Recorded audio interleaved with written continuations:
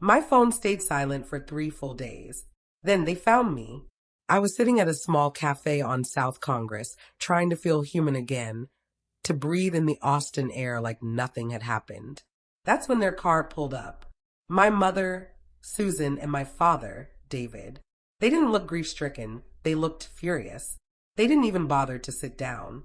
My father loomed over the table. "Larissa, this has gone far enough," he said, voice low and tight. "You're behaving like a child. You're tearing this family apart out of petty jealousy." Jealousy? The word nearly made me laugh. I slowly lifted my eyes from my coffee. "Jealousy," I repeated. "I'm the one who secured the Vantage Hotel contract. I designed the Riverbend collection that saved the company from bankruptcy 2 years ago. I'm the only one who actually knows how to run the 5-axis CNC. Tell me, what has Ryan done other than spend money?" My father's face flushed crimson. He had no answer. Anger was all he knew. But my mother, she stepped closer. Her hand touched his arm, her tone soft, measured. "That was always worse. Larissa," she said gently, "you've always been strong. We never had to worry about you." She gave me that sad, disappointed smile I knew too well. Ryan's different. He's sensitive. He needs this. He needs the support to build his confidence. Can't you just be happy for your brother?" And there it was. The air left my lungs. It was the truest thing she'd ever said to me in my entire life. All those years, I thought I was working towards something. But in that moment, I finally saw it. They weren't rewarding Ryan for talent. They were rewarding him for weakness. My competence wasn't a blessing to them. It was a convenience. It let them ignore me. I wasn't the child who needed saving. I was the one they could pile everything onto while their favorite son walked freely, untouched. I nodded slowly, picked up my bag. The anger wasn't fiery anymore. It had cooled into something razor-sharp and calm. "I understand now," I said, standing up. "I finally understand." I walked past them. My father barked, "Don't you walk away." I didn't turn back. I just kept walking. The guilt was gone. Completely gone. They hadn't just handed Ryan a company. They'd handed me my freedom. That scene at the cafe didn't just wound me. It liberated me. My mother's words had burned the guilt clean away. For the first time, I saw them clearly. They weren't simply blind. They were proud of their blindness. And I knew then emotion wouldn't move them. Love, fairness, reason, none of it mattered. If I was going to fight, I'd need something stronger than feelings. I'd need evidence. Weapons. That night, sleep never came. I lay in Emily's spare room, staring at the ceiling when the thought hit me. My grandfather, the founder, the man who'd built everything with his own hands, had kept an old chest of sketches and notes in my parents' attic. At 2 a.m, I got in my car and drove there, parked down the street, used my old key to slip in through the side door. The house was silent. I crept upstairs into the attic, where the air was heavy with dust and old memories. In the far corner, beneath a faded canvas tarp, I found the chest. The latch was rusty. It took effort to pry open. Inside, it smelled like aged paper and sawdust. His design sketches, material samples, notebooks, all still there. And then I saw it, a dark, leather-bound journal. I sat cross-legged on the floor, using my phone's flashlight to read. His handwriting was bold, steady. He wrote about everything: his struggles to buy his first machine, the satisfaction of a project done right, his philosophy on craft and work. Then, on a page dated 1991, I found the words that changed everything. "This workshop belongs to the hands that build, not the blood that owns. Skill is the only true legacy. It cannot be given, it must be earned." I froze. Read it again. And again. Skill is the only true legacy. He hadn't just been my mentor. He had seen me. He understood. This wasn't a mere journal entry. It was his intent. His testament. His true will, even if not in law. My anger didn't vanish. It transformed. From wildfire to laser. Focused. Controlled. I didn't take the journal. Instead, I stayed there until 3 a.m, photographing every single page. Carefully. Completely. This wasn't family drama anymore. This was a fight for his legacy. And now I had my weapon. The next morning, I sat in Emily's office. She's a lawyer, sharp as a blade. I spread out the photos of my grandfather's journal across her desk. She flipped through the pages, her face tightening with focus. "Larissa, this is incredible," she said, tapping a photo from his 1991 entry. "This clearly establishes founder intent. It reveals his entire philosophy." Then she leaned in closer. "But intent alone won't overturn a signed succession plan. This is a family enterprise. The court expects fairness. We'll need to prove two things. First, that you were the key force behind the company's success, and second, that Ryan isn't qualified to run it." "He's incompetent," I said. "He doesn't know anything about the craft."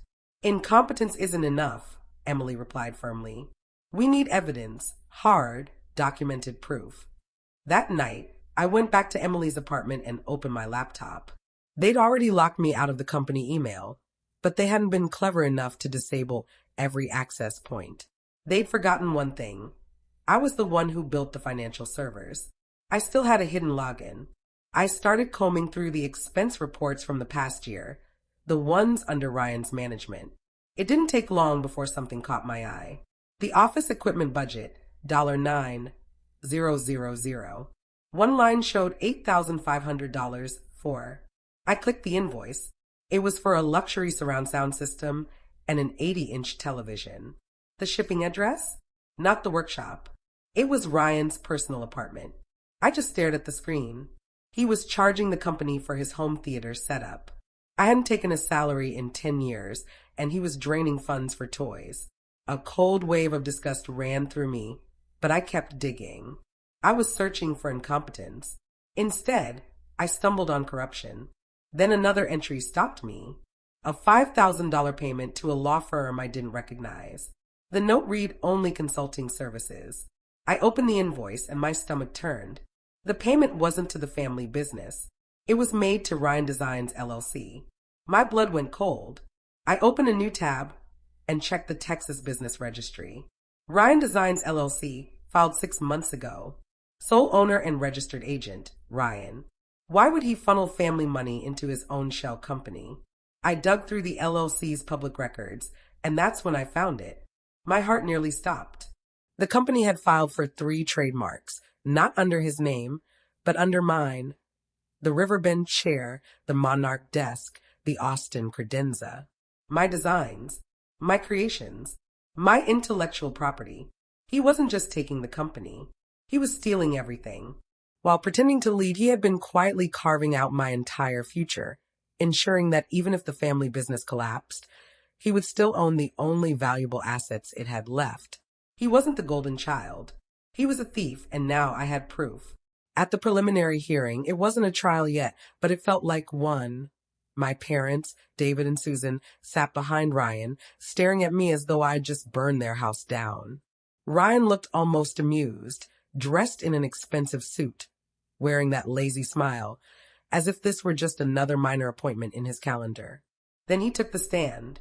His lawyer lobbed him easy questions about his vision for the company. Ryan answered smoothly, confident, polished, full of buzzwords.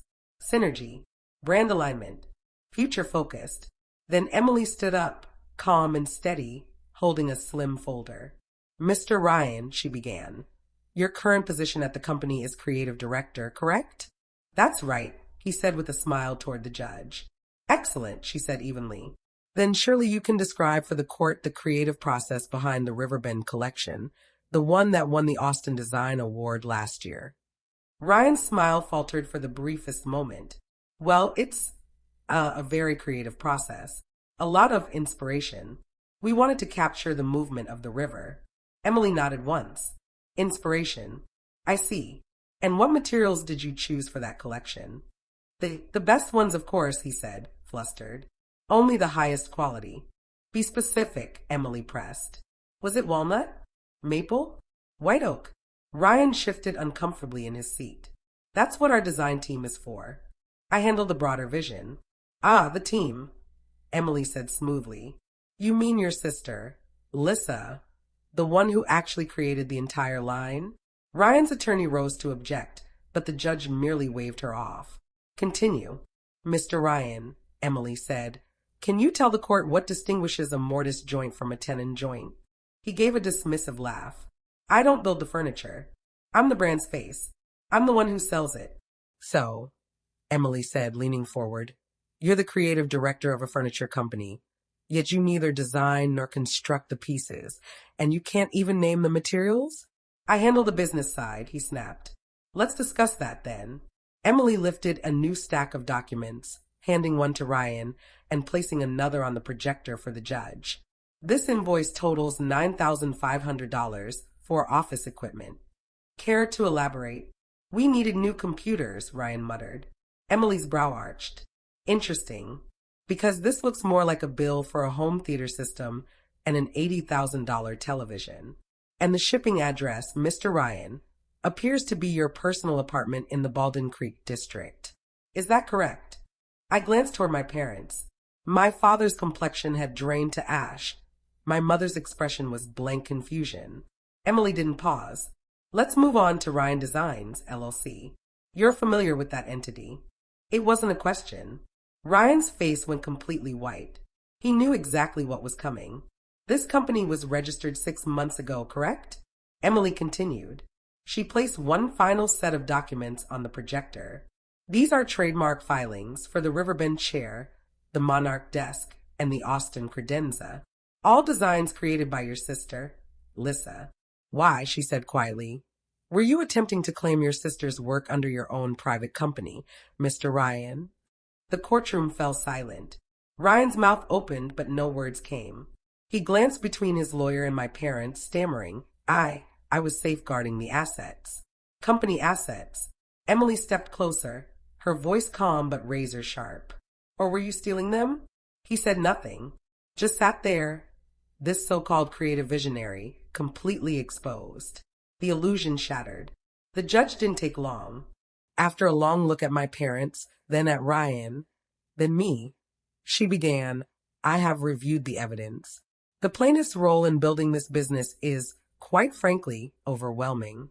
She rested her hand on my grandfather's old journal. The founder's intent is unmistakably clear. Her tone hardened. As for you, Mr. Ryan, I find an egregious breach of fiduciary duty, the misappropriation of company funds, and a fraudulent attempt to trademark company assets under a hidden LLC. She turned toward my parents. The current succession plan is hereby nullified. My heart pounded. Emily's hand brushed my arm. Given that Mr. Ryan has demonstrated himself both unfit and untrustworthy to operate this business, the judge continued, and due to the irreparable conflict, I am ordering the company be sold at public auction. My mother let out a faint gasp. The proceeds, the judge said, will be divided equally, 50-50, between Lissa and Ryan, after repayment of the $9,500 in stolen funds and $5,000 in fraudulent legal expenses. The gavel struck. It was over. We filed out of the courtroom in silence. I felt numb, vindicated, but hollow. Ryan was already shouting at his lawyer. My father looked broken. My mother, Susan, passed me on her way out. She stopped, her face inches from mine, her voice trembling with fury. You did this, she hissed. You tore this family apart. She still didn't understand. She never would. I met her eyes. No, I said quietly. You did. 6 weeks later, the business was gone. Once debts were cleared and Ryan's repayments were collected, $110,000 landed in my new bank account. It wasn't a fortune, but it was mine. I didn't splurge on a car or a condo. I rented a dusty 2,000 square foot workshop in East Austin. Half the money went toward a used CNC machine and a few basic tools. I hung a simple wooden sign above the door, Legacy Workshop. My first call was to Rachel, our old shop manager. I can't match your old salary, I told her. Not yet, but I can give you a share of the profits. She didn't hesitate. When do I start? For weeks. We just got the power running, calibrated the machine, and scrubbed the place clean. My second call was to my old supplier contacts. The third, I didn't have to make. My phone rang. It was Brian, senior engineer at Vantage Hotels. Lissa, he said warmly, heard you finally went independent. Thank God. None of us liked working with your brother. He kept pushing these ridiculous gimmicks. We're unhappy with the new owners. Let's talk about the contract for the next 12 hotels. Just like that, I had my anchor client again, not because of my family name, but because of my work. A few weeks later, I attended a liquidation auction for the remnants of our old company. In one dusty corner, I spotted it, my grandfather's drafting table, the one where he'd first taught me to draw. I bought it. I spent days restoring it, sanding, tightening, polishing until it gleamed again. I placed it in the corner of my new shop. That night, with the hum of the CNC machine filling the space, I sat at that table, sharpened a pencil, pulled out a fresh sheet of paper, and began to design.